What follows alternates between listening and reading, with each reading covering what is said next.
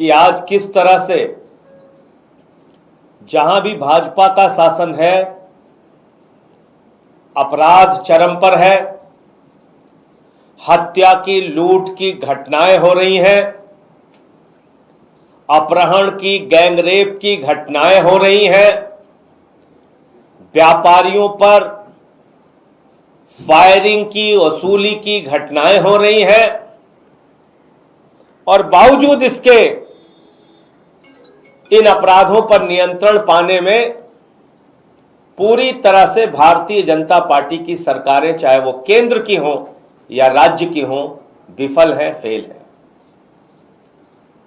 अभी मौजूदा जो मामला है बाबा सिद्दीकी की हत्या का, विजयदशमी के दिन महाराष्ट्र सरकार के पूर्व मंत्री, जिनका बेटा खुद मौजूदा एमएलए है, सत्ता पक्ष के नेता थे, ऐसा नहीं विपक्ष के नेता, सत्ता पक्ष में एनसीपी अजीत पवार गुट के नेता, वाई श्रेणी की सुरक्षा मिली हुई थी और उनकी सरेआम हत्या कर दी गई। बाबा सिद्दीकी की नृशंस हत्या कर दी गई सरेआम। दिल्ली के अंदर एक जिम के मालिक की हत्या कर दी गई। देश के अलग अलग जगहों पे तमाम आपराधिक घटनाओं का करणी सेना के अध्यक्ष की हत्या कर दी गई, सिद्धू मूसेवाला की हत्या कर दी गई।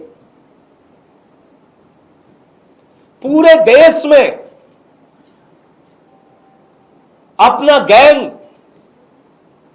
लॉरेंस बिश्नोई गैंग के नाम पर संचालित कर रहा है। लॉरेंस बिश्नोई खुलेआम धमकी देता है, फिर मर्डर हो जाता है और पुलिस कुछ नहीं कर पाती।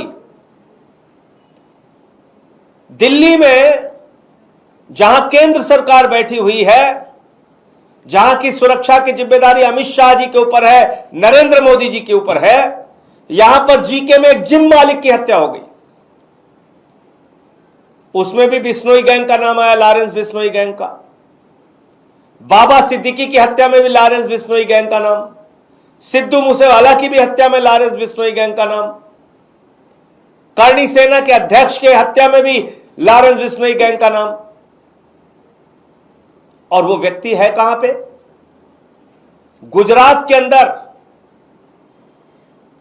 गुजरात की जेल से पूरे देश में गैंग को संचालित कर रहा है और पुलिस कुछ नहीं कर पा रही, भाजपा की सरकारें कुछ नहीं कर पा रही।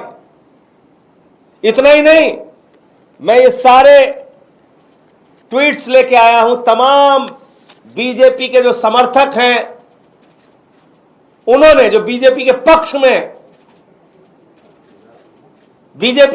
में जो ट्वीट करते हैं, लिखते हैं, ऐसे लोग जिनको देश के प्रधानमंत्री फॉलो करते हैं,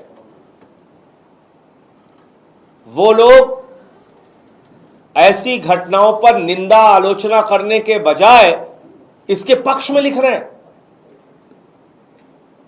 यानी कि भारतीय जनता पार्टी का पूरा बैकअप है, भारतीय जनता पार्टी का पूरा संरक्षण है। यह इस बात से साबित होता है